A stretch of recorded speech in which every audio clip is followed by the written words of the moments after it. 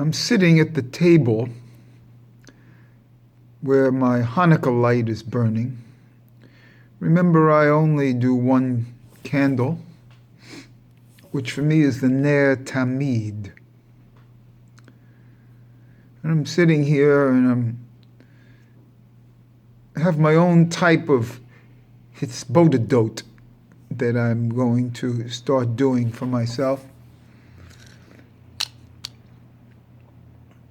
where while I'm at the table here, I ate at the table with them every day of my life. And after my parents died, my brother and I ate. And since he died, I've never missed a meal here except one or two parties. And I feel now under this Hanukkah light, this Ner Tamid, I feel this, that the souls are at the table here. And that I'm going to talk to them face to face like a friend, which is hispodedot.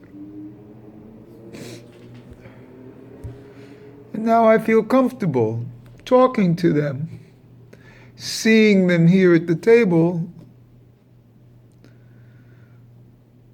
I feel their souls. Being at a table like this, it's like a relative that, I have an uncle that lives in Guatemala. I haven't seen him for 25 years. I speak to him on the phone or something once a year. It's like I'm talking to the people at the table here. He doesn't represent flesh to me, and neither does my family. When I talk, I can talk to them, ask them how things are and what I'm trying to do here for them and for me to elevate their souls in Gan Eden, and to give them the credit that I think they deserve here that maybe I didn't give.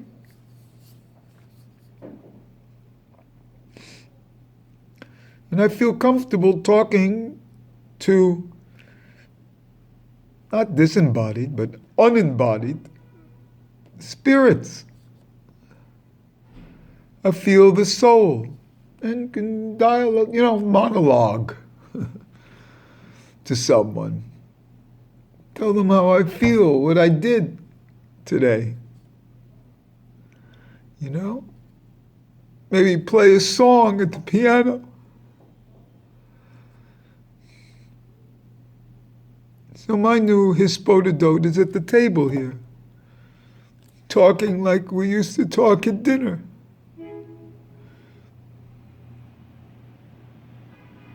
Comfortable. A comfortable being with the souls of those who have passed on from their physical bodies. I'm not now starting to be comfortable with that and enjoy it and tell jokes, of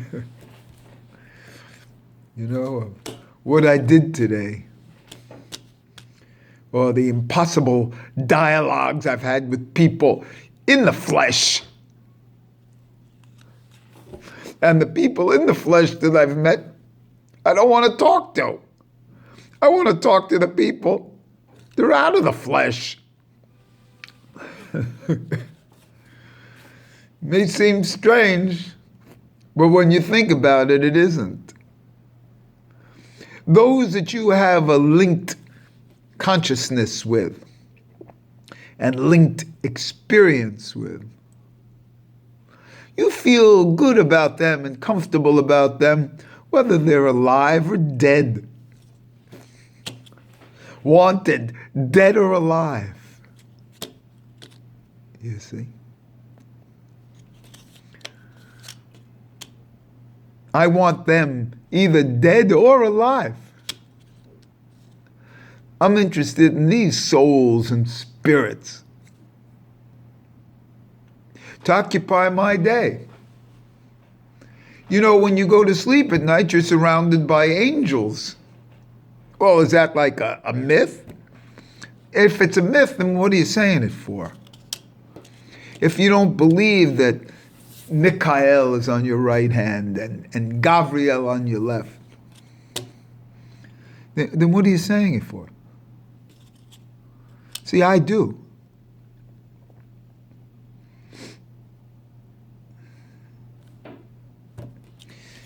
So that's the thing. I'm starting to feel comfortable with the dead spirits. And this has happened here while my Ner Tamid is burning in the Hanukkah lamp. Because Hanukkah is one of the great holidays because it's what man has added. See? The Torah has everything else. But man initiated Hanukkah. And so that's how one becomes a partner with God. He's put in the best holiday. Man's put in the best holiday. And that's why it was the Baal Shem Tov's favorite holiday. Because man's put here, when they talk about Tikkun Olam and, raise the sparks and all that, well, that's what I just said. The Tikkun Olam isn't to build another building, or to collect rents from the poor souls that are there.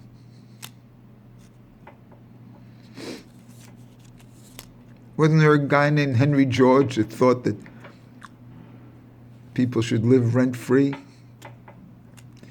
And so the point is, the 100-story skyscraper isn't the Tikkun Olam.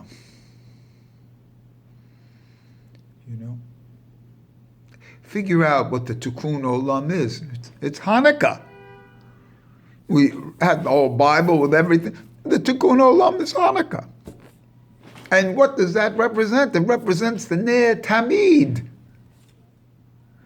And this Ner Tamid is always shining no matter what. In a certain sense, it's shining when you don't see it. And this is the same thing. I don't see the flesh, but I see the souls now. They're around the table here. I just played dreidel with them, spinning for each of them. Sounds weird? Sounds weird to you. It's not weird to me.